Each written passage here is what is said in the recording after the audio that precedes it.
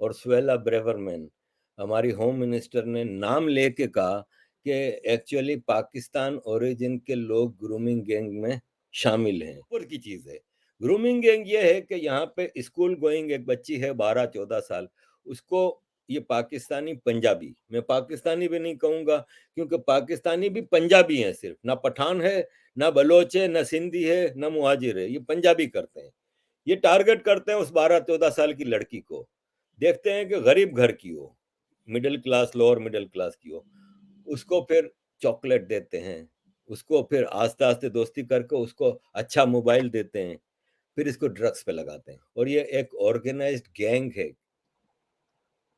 नमस्कार, आपके साथ मैं अदिति त्यागी। पाकिस्तान में इस वक्त जो हालात हैं, कई एक्सपर्ट्स कहते हैं फौज और इमरान खान नियाजी के बीच जो टकराव है, अब वो एपिसोड खत्म हो चुका है और फौज उस लड़ाई को जीत चुकी है। साथ ही इकोनॉमिकल मेस की बात की जाती है, जो इकोनॉमी आर्थिक तौर पर पाकिस्तान में तंगहाली है। और एक और बड़ी बात जो कि यूके में हो रही है, जिस पर काफी विवाद भी रहा, वो ग्रूमिंग गैंग है। और इन सारे पहलुओं पर पाकिस्तान का क्या होगा, पाकिस्तान टूटेगा, पाकिस्तान बचेगा, ये वो सारे सवाल हैं जो बीते महीने में मैं कहूं हमारे सामने कई बार आए हैं। इन सारे सवालों पर डिटेल में बात करने के लिए हमारे साथ आरिफ अजाकिया साहब हैं। नमस्कार सर, बहुत बहुत आपका स्वागत है। और थैंक यू आपसे भी वेरी अपील करनी है, मच। और आगे मैं बढ़ूं उससे पहले आपसे भी अपील कि आप अदिति त्यागी ऑफिशियल को सब्सक्राइब करें, लाइक करें और साथ ही अपने सोशल सर्कल पर शेयर करें, इस वादे के साथ कि ऐसे ही टॉप इन्फ्लुएंसर्स मैं इस चैनल के माध्यम से आपके बीच लाती रहूंगी। आरिफ साहब, आपसे पहला सवाल ग्रूमिंग गैंग से जुड़ा हुआ है। देखें, जब ग्रूमिंग गैंग पे आजकल इसलिए ज़्यादा मसला हुआ कि ऋषि सुनक, हमारे प्राइम मिनिस्टर, और सुएला ब्रेवरमैन, हमारी होम मिनिस्टर ने नाम लेके कहा कि एक्चुअली पाकिस्तान ओरिजिन के लोग ग्रूमिंग गैंग में शामिल हैं, तो पाकिस्तानियों को बहुत बुरा लगा। पाकिस्तानियों ने कहा सबसे ज़्यादा रेप यहाँ पे गोरा करता है, क्रिश्चियन करता है। मुझे जब ये लोग बहस करते थे ना पाकिस्तानी, तो मैं उनसे कहता था भाई साहब, कहाँ रेप और कहाँ ग्रूमिंग है? रेप बहुत ही हीनियस क्राइम है, गलत काम है, ठीक है, लेकिन ग्रूमिंग गैंग तो रेप का बहुत ऊपर की चीज है। ग्रूमिंग गैंग ये है कि यहाँ पे स्कूल गोइंग एक बच्ची है 12-14 साल, उसको ये पाकिस्तानी पंजाबी, मैं पाकिस्तानी भी नहीं कहूंगा क्योंकि पाकिस्तानी भी पंजाबी है, सिर्फ ना पठान है, ना बलोच है, ना सिंधी है, ना मुहाजिर है, ये पंजाबी करते हैं।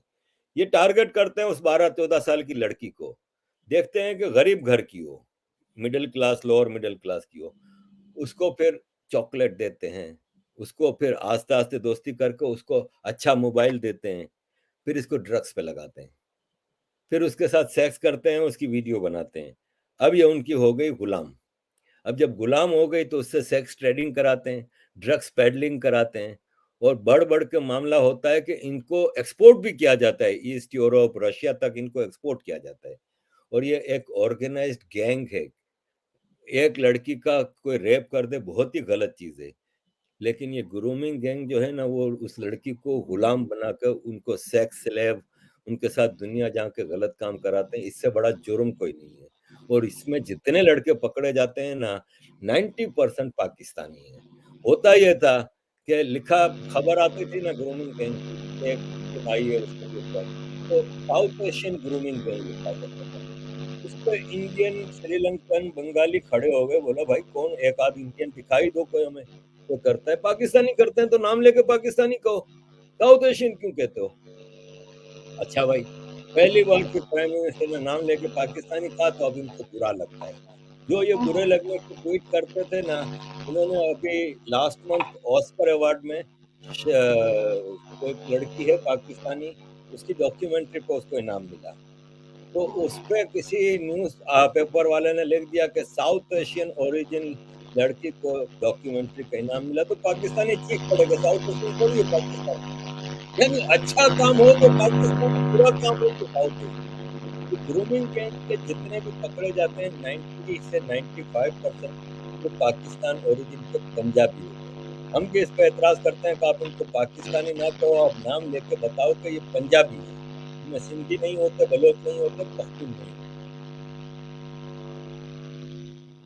ये आपने जिस तरह से ये क्लैरिफाई किया कि ये कुल मिला के जो ग्रूमिंग गैंग है इसका पाकिस्तानी कनेक्शन है, इस पर अभी आपने बताया कि 95% जो है इस गैंग में वो पाकिस्तानी है।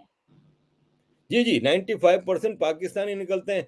कोई एक आध जमैकन हुआ, कोई एक आध इधर उधर का हुआ इसमें ग्रुप में, वो समझ में आता है। कोई अफगानी हो सकता है, कोई एक आध इधर उधर का हो। 12 आदमी पकड़े गए, 11 पाकिस्तानी पंजाबी होंगे। और तब ये चाहते हैं कि साउथ ईस्ट एशिया इस्तेमाल किया जाए, पाकिस्तानी ना बुलाया जाए उन्हें। नहीं, मैं कहता हूं उसमें क्लियरिफाई किया जाएगा, पाकिस्तानी पंजाबी मुस्लिम डिफाइन करें। साउथ एशियन तो बिल्कुल ना करें, क्योंकि इसमें साउथ एशियन नहीं है, सिर्फ पाकिस्तानी है। लेकिन चूंकि मैं पंजाबी नहीं हूं, तो पाकिस्तानी के नाम पे फिर मैं भी बदनाम होता हूं। तो नहीं करें। आप लिखें क्लियरली कि ग्रूमिंग गैंग के 12 आदमी पकड़े गए, they were from Pakistani Punjabi Muslim background. ठोक बजा के लिखे कि पाकिस्तानी है, क्योंकि उनकी बुराई की वजह ही पाकिस्तान की तरबियत है। ये भारत था भाई, 47 से पहले ये भारत था। भारत का मोस्ट फर्टाइल लैंड थी, रिच रिसोर्सेज वाली लैंड थी। इसको मदरसा एजुकेशन ने आज इस हाल पर पहुंचाया कि भिखारी बन गया है, पूरी दुनिया में भीख मांग रहा है। आज सुबह प्राइम मिनिस्टर शहबाज शरीफ ने आईएमएफ की चीफ को फोन किया, बोला अब तो बर्बाद हो गए, नवंबर से आपके साथ नेगोशिएशंस कर रहे हैं, 6 महीने से आप हमें $1 बिलियन नहीं दे रहे। तो ये स्टेज आ गई है। भारत के एक स्टेट महाराष्ट्र का जीडीपी जो है ना, वो पूरे पाकिस्तान से ज्यादा है। तो हम्म। यही भारत था ना, एक जमाना था। लेकिन ये एजुकेशन ने खराब किया। तो ये ग्रूमिंग गैंग भी बेसिकली हमारी मदरसा एजुकेशन का नतीजा है। मैं क्योंकि आपने ग्रूमिंग गैंग पाकिस्तान दोनों का यहाँ पर जिक्र किया है, तो आप पाकिस्तान के बारे में थोड़ा सा और डिटेल में आपसे पूछना चाहती हूँ। जो पाकिस्तान में हालात हैं इस वक्त, वो हालात इस वक्त कितने खतरनाक आपको दिखाई देते हैं?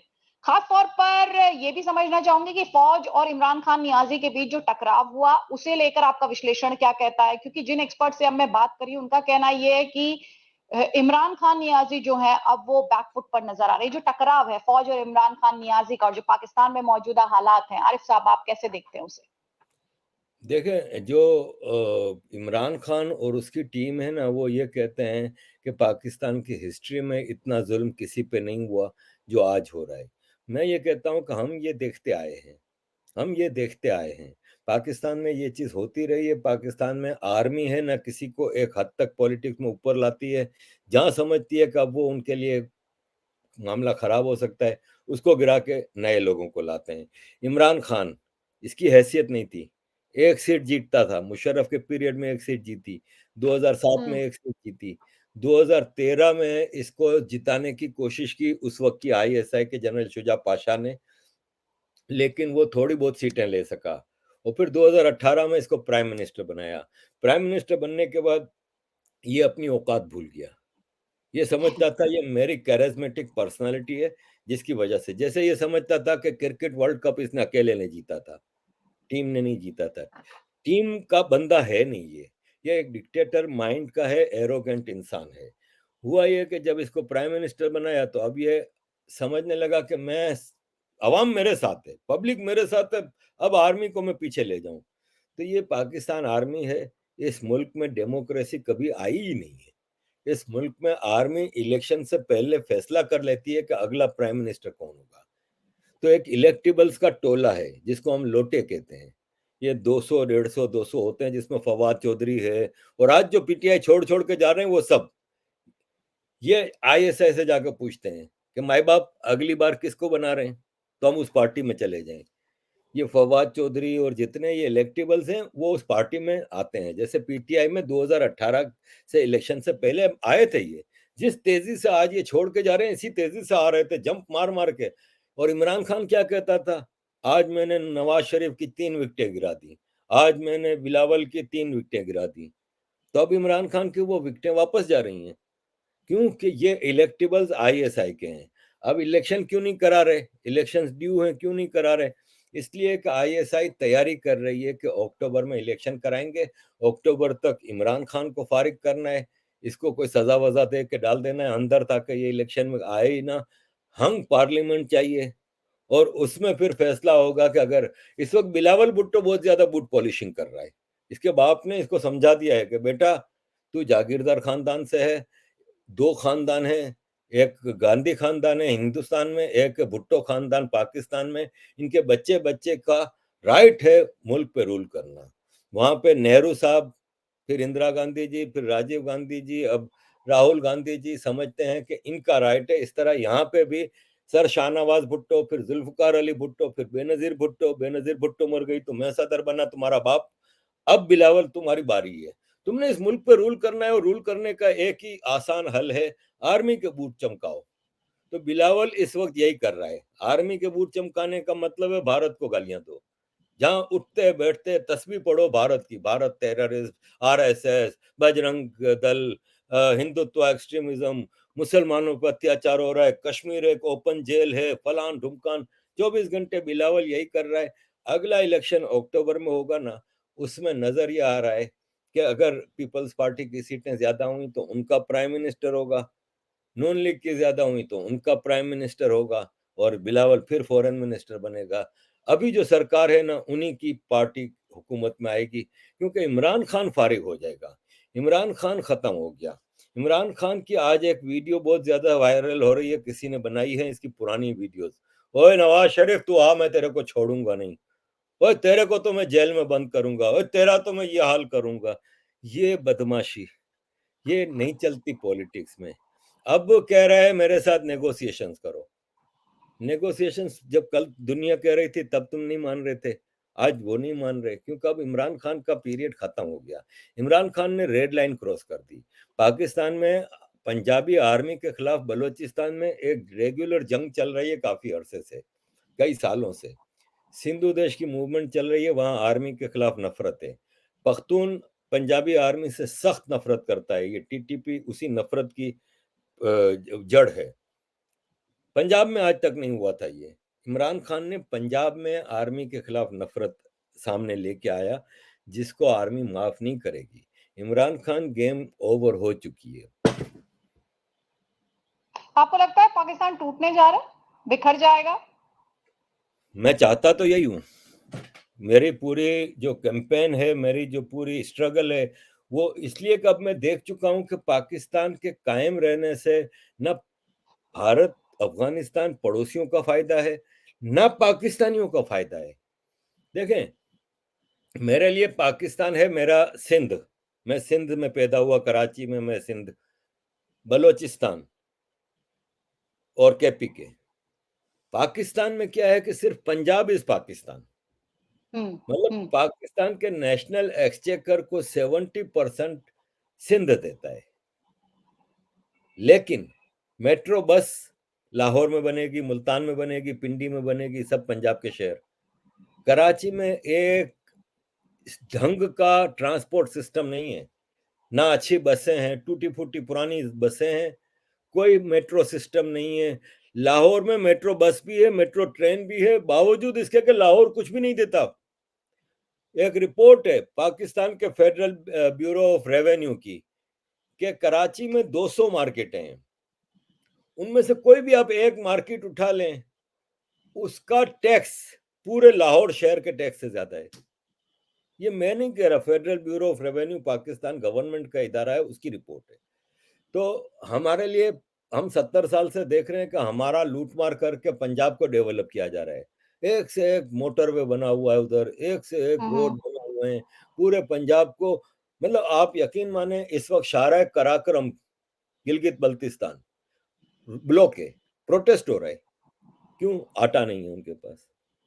मेरे पास किसी ने मेरे गिलगिती दोस्त हैं, अमेरिका में रहते हैं, उन्होंने तस्वीरें वीडियो भेजी कि पानी के टैंकर आते हैं गिलगित बल्तिस्तान में, तो औरतें मर्द एक दूसरे से छलांग मार के पानी पाइप से एक मटका भरने के लिए, हम्म। कहाँ की बात हो रही है? गिलगित बल्तिस्तान, जहां से पूरे पाकिस्तान को पानी जा रहा है, वहीं से तो पूरा पानी आ रहा है पाकिस्तान को। लेकिन ये हाल है, पूरे पंजाब को इलेक्ट्रिसिटी मिलती है पीओके से, लेकिन पूरे पाकिस्तान की सबसे महंगी इलेक्ट्रिसिटी पीओके वालों को मिल रही है। तो मैं ये कह रहा हूं कि अगर पंजाब ही पाकिस्तान है तो इसका टूटना जरूरी है। पाकिस्तान आर्मी पूरी दुनिया में टेररिज्म कर रही है, स्पेशली अफगानिस्तान, भारत, अड़ोस पड़ोस में। किसके पैसे पे कर रही है? सिंध और बलूचिस्तान के पैसे पे। आप सिंध और बलूचिस्तान अलग कर दें, पंजाब लैंडलॉक हो जाएगा, पोर्ट ही नहीं होगी कि आपकी नेवी होगी, आपकी आर्मी की एक हाथ टूट जाएगा, आपका बजट खत्म हो जाएगा, आप क्या करोगे? तो पाकिस्तान रीजन के लिए भी और पूरी दुनिया के लिए, देखें फ्रांस में चार्ली हेब्दो के कार्टून हुए, इसके बाद हम्म। दूसरे दिन नीचे आम लोग जा रहे थे, चार्ली हेब्दो वाले नहीं, रोड पे उसको छुरे से 4 लोगों को मार दिया। मारने वाला कौन था? गुजरांवाला पाकिस्तान का। अमेरिका में ब्लैक लाइव्स मैटर एक ट्रंप के जमाने में हो रहा था, उसमें एक लड़की पकड़ी गई जो पेट्रोल बम पुलिस की गाड़ी में फेंक रही थी। कौन थी वो? बतूल जहरा, पाकिस्तानी स्टूडेंट, अमेरिका में पढ़ती थी। आप पूरी दुनिया में कहीं से भी कोई टेररिस्ट पकड़ लें, जब आप इसकी दुम देखेंगे ना, दुम उठाएंगे ना, तो उधर मोहर लगी होगी मेड इन पाकिस्तान। तो अब इस पाकिस्तान का मामला खत्म होना चाहिए। ये पाकिस्तान एक मकसद के लिए अंग्रेज ने बनाया था, अमेरिका और अंग्रेज का एक मकसद था। अब पाकिस्तान किसी के लिए यूजफुल नहीं है। आप एक प्रोडक्ट बनाते हैं ना, उसके ऊपर एक्सपायरी डेट होती है। अगर वो एक्सपायरी डेट गुजर जाए ना, दूध है, मक्खन है, चीज है, तो वो उस पर ग्रीन फुंगी लग जाएगी, वो खराब हो जाएगी और आसपास की चीजों को खराब करेगी। This is what's hmm. Happening to Pakistan.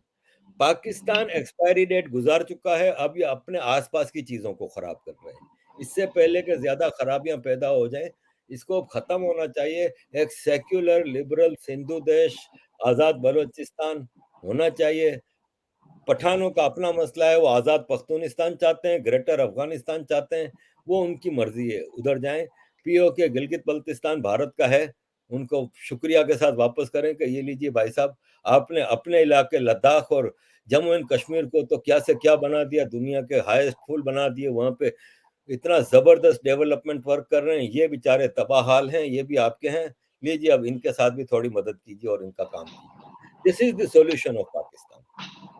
ये होगा कैसे आरिफ साहब? आप जो बातें कह रहे हैं कि टूट जाए तभी भला है, क्योंकि आसपास की चीजों को खराब कर रहा है। आप कह रहे हैं पाकिस्तान की एक्सपायरी डेट भी जा चुकी है, होगा कैसे? तो हम तो देखते हैं हमारे ईस्ट में, भारत की तरफ, कि हम ये नहीं करें कि भारत फौज भेजे या ये, भारत डिप्लोमेसी से करे। पाकिस्तान एक मिनट नहीं चल सकता अगर अमेरिका तैयार हो जाए। भारत अब अमेरिका को कन्विंस करे कि आपके लिए ये सुइटेबल नहीं है, इसको होने दें जो होना है। थोड़ा देखें, जितना इलीगल मूवमेंट ऑफ खालिस्तान और जम्मू एंड कश्मीर को पाकिस्तान ओपनली सपोर्ट कर रहा है ना, मैं कहता हूं आप भारत उसका आधा support genuine movements of Balochistan and Sindhu देश को दे दें, हम खुद ही पाकिस्तान आर्मी से निपट लेंगे। थोड़ी हमें सपोर्ट मिल जाए, ये ऐसे होगा। उसमें भारत का काम है कि अमेरिका को कहे कि भाई साहब ये देखो, एक खालिस्तान मौजूद ही नहीं है, कोई मूवमेंट, उसको पाकिस्तान ने क्रिएट किया और उसको पंपिंग कर रहा है। एक जम्मू एंड कश्मीर में पिछले 31 साल से टेररिज्म कर रहा है पाकिस्तान, हम कब तक बर्दाश्त करें? अब आप या तो न्यूट्रल हो जाएं, हम निपट लेंगे, फिर भारत का कुछ भी नहीं करना, 71 में जो किया वही करना है। मुफ्ती बहानी बनाई थी, इधर भी बना दो, हमारी बनी हुई है, हम लड़ रहे हैं अपनी जंग, बलूचिस्तान में जंग लड़ रहे हैं, थोड़ी मदद कर दें। लेकिन होता यह है कि रामदाग बुगटी, हमारा बलोचों का इतना प्यारा लीडर, नवाब अकबर बुगटी का पोता, जिनीवा में हम बैठे थे स्विट्जरलैंड स्विट्जरलैंड में, तो रामदाग ने कहा कि मैं जा रहा हूँ burn, Indian embassy, asylum apply करने, बात हो गई है। शाम को मिला, मैं क्या हुआ, कहता है वो मना कर दिया उन्होंने। तो भारत तो जेन्युइन अजाइलम सीकर को अजाइलम तक नहीं दे रहा, और पाकिस्तान, आपके जितने मोस्ट वांटेड टेररिस्ट हैं वो पाकिस्तान में पाए जाते हैं। अभी 2-3 हफ्ते पहले एक खालिस्तानी कमांडर लाहौर में मारा गया।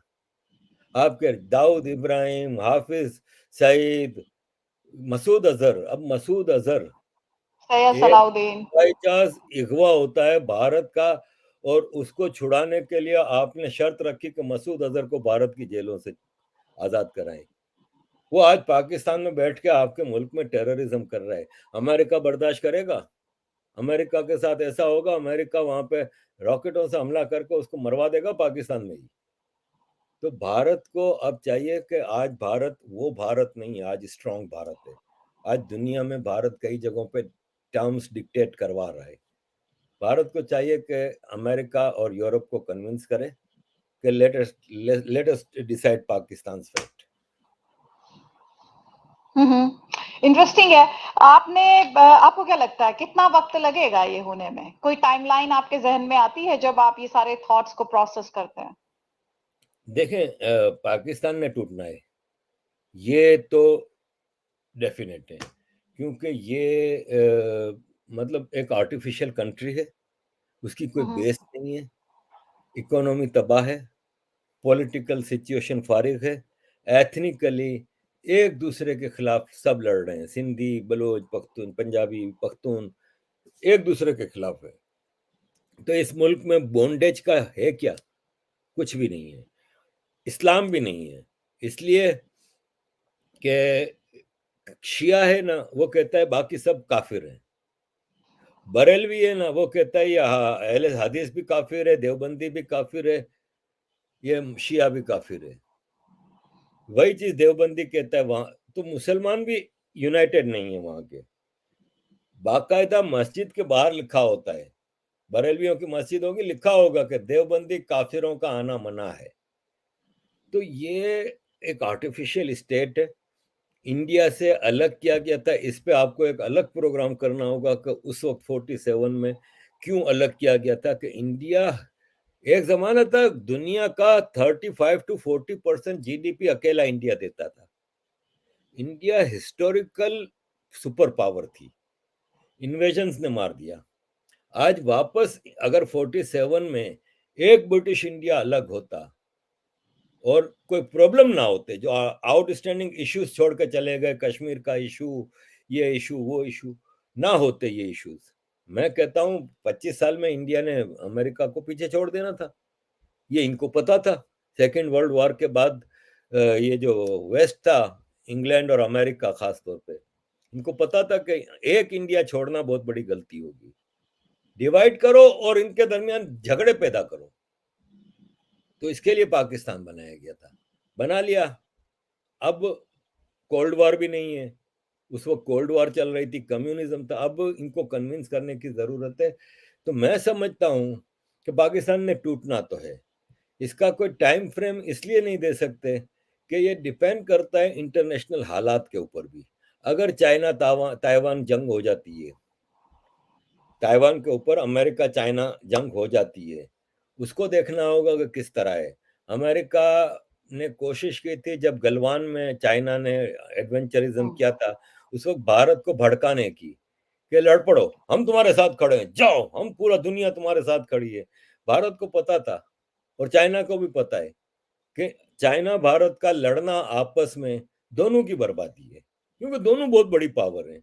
चाइना ने बड़ी मेहनत से दुनिया में इतनी बड़ी इकोनॉमिक पावर बनी है, भारत से जंग करके वो 50 साल पीछे चला जाएगा, यही भारत का होगा। दोनों को पता है कि हमारा जंग करना बेवकूफ़ी होगी, वेस्ट चाहता है कि इनकी जंग हो जाए। लेकिन अब भारत नहीं भिड़ रहा चाइना से, चाइना भी भारत में थोड़ा बहुत बॉर्डर पे एलएसी पे चीजें कर लेता है, जंग नहीं कर रहा। तो अब अमेरिका क्या करता है, ताइवान को छेड़ रहा है। लेकिन ताइवान पे भी अमेरिका लड़ नहीं सकेगा, इसलिए कि अमेरिका का वहां पे कुछ है नहीं।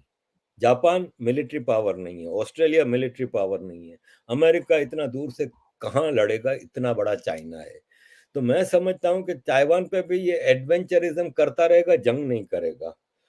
तो हम्म। इंटरनेशनल हालात के ऊपर भी है कि कोई रीजन में ऐसी कोई बड़ी जंग हो जाती है, उसके ऊपर ईरान और इजराइल का कोई मामला हो जाता है, कोई चीज हो जाती है, उसमें पाकिस्तान के टूटने के चांसेस ज्यादा हो जाएंगे। मैं आपने क्योंकि चाइना का ज़िक्र किया पाकिस्तान आपने कहा कि अमेरिका और भारत बात कर ले तो पाकिस्तान टूट सकता है, लेकिन चाइना शरण देने के लिए हमेशा आगे रहता है। अभी जो इकोनॉमिक मेस है, उसमें भी जो चाइना है, वो लगातार पाकिस्तान की एक तरह से पाकिस्तान उसकी कॉलोनी है। अपने आप में इससे ज़्यादा शर्मनाक क्या होगा कि बिल्डिंग्स और हाईवेज़ जो हैं, वो पाकिस्तान गिरवी रख चुका है।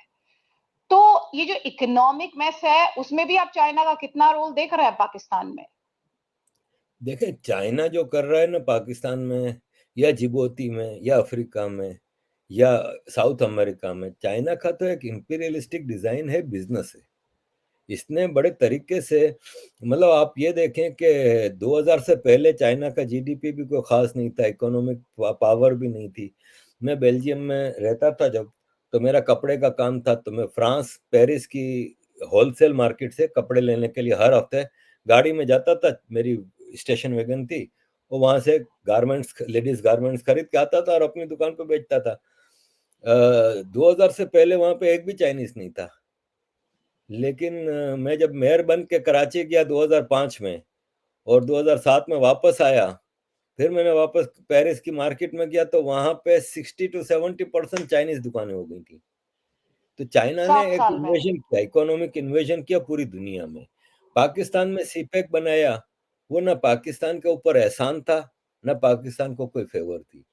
पाकिस्तान को लोन दी थी, वो भी चाइना की प्राइवेट बैंकों ने, बड़ी सख्त हुँ, कंडीशन। और उसमें जो सीपेक के रोड्स वगैरह बनते थे, उसकी मशीनरी तक चाइना से हायर की जाती थी। उसके इंजीनियर और अपर लेवल की सारी एम्प्लॉयमेंट चाइना से होती थी। तो उसमें पाकिस्तान को ऐसा कोई फ़ायदा नहीं होता था। और फिर जो रोड बन के आता था, वो जैसे कि आपने बताया कि गिरवी रख दिए जाते थे। ग्वादर पोर्ट का 91% चाइना के पास गिरवी है। हुँ। Karachi solid waste waste management, Gwadar solid waste management China के पास गिरवी है। मेजर मोटरवेज, हाईवेज चाइना के पास गिरवी हैं। और अभी भी चाइना क्या कर रहा है कि लास्ट मंथ अप्रैल में पाकिस्तान डिफ़ॉल्ट हो रहा है, ठीक है? लेकिन चाइना ने धागे से हल्के से बाँधा हुआ है अभी तक। लास्ट मंथ अप्रैल में पाकिस्तान को $3.5 बिलियन की लोन्स रीपे करनी थी।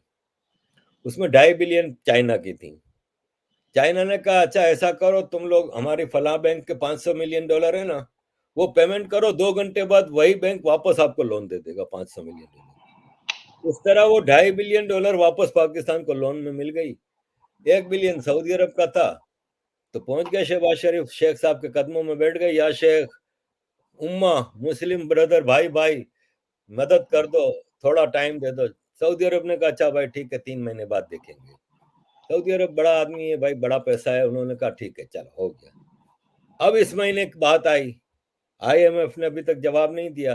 तो मैं परसों एक रिपोर्ट पढ़ रहा था पाकिस्तान की स्टेट बैंक की, कि चाइना हुँ। ने एग्री कर लिया है वही पिछले महीने वाली कंडीशंस, कि हमारी जो इस महीने आपको $3 बिलियन की लोन्स वापस करनी है ना, आप वापस कर दो, कुछ घंटों बाद आपको मिल जाएंगी। तो ये हल्के से धागे से चाइना ने बांध के रखा हुआ है। टोटल जून है ना पाकिस्तान का, वो फिस्कल ईयर का एंड होता है। पाकिस्तान का फिस्कल ईयर 1 जुलाई से 30 जून तक होता है। ये अगले हफ्ते बजट पेश होना है। बजट पेश करने के लिए आप कहाँ से पेश करोगे? आपके पास तो यहाँ पे खाने को पैसा नहीं। आपकी जितनी एक्सपोर्ट है वो इम्पोर्ट बेस्ड है। क्योंकि आप एक तो एक्सपोर्ट कुछ करते नहीं सिवाय टेररिज्म के, सिर्फ टेररिज्म एक्सपोर्ट करते हो। बाकी जो आप एक्सपोर्ट करते हो उसका भी रॉ मटेरियल आपका इम्पोर्ट होता है। इम्पोर्ट पे बैन लगा हुआ है। पाकिस्तान में दवाइयों के दाम 200% बढ़ गए हैं, इसलिए कि इम्पोर्ट पे बैन है। ज्यादातर फार्मास्यूटिकल कंपनीज की प्रोडक्ट्स कम हो गई हैं। तो हुँ। इन सारे हालात में चाइना अपना इंटरेस्ट देख रहा है। इसके पास एग्रीमेंट्स मौजूद हैं। कल को अगर पाकिस्तान टूट जाता है, तो बलूचिस्तान में इसके जो हाईवेज हैं, वो उसके पास एग्रीमेंट्स इंटरनेशनली रिकॉग्नाइज्ड हैं। यानी बलूचिस्तान की आज़ाद सरकार भी बन जाएगी, तो उसको वो एग्रीमेंट्स को ऑनर करना पड़ेगा। तो चाइना की बिजनेस है, चाइना ने इन्वेस्टमेंट की है, सिक्योर्ड इन्वेस्टमेंट है, nothing else, no problem. Thank you so much Arif sahab, I really enjoyed our conversation. बहुत-बहुत शुक्रिया इतना वक्त आपने दिया और अपने जो विचार हैं वो हमारे साथ शेयर किए हैं। मैं आपकी बहुत आभारी हूँ। Thank you so much. नमस्कार sir. Thank you ma'am, thank you very much.